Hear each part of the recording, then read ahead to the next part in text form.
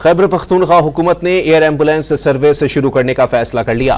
وزیر اعلیٰ علی امین گنڈاپور نے 4 ماہ میں سروس شروع کرنے کے لیے ضروری اقدامات کی ہدایت کر دی۔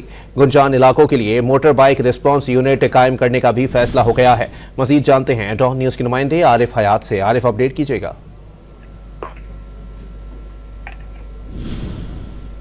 جی بالکل فیصلے کیے گئے ہیں خیبر پختونخوا حکومت کی جانب سے کہ جتنے حکومت کا ایئر ایمبولینس سروس شروع کرنے کا فیصلہ کیا ہوا ہے، اور اس طرح ضلع کی صدارت میں جو محکمہ صحت کا اجلاس ہوا ہے اس میں بتایا گیا کہ 4 ماہ سے یہ سروس جو ہے 4 ماہ کے اندر یہ فعال کر دی جائے گی۔ ہدایت دیے گئے ہیں جو گنجان آباد علاقے ہیں تو اس کے لیے مؤثر جو بائک ریسپانس وہ قائم کیا جائے گا، اس کا باقاعدہ پر فیصلہ کیا گیا ہے۔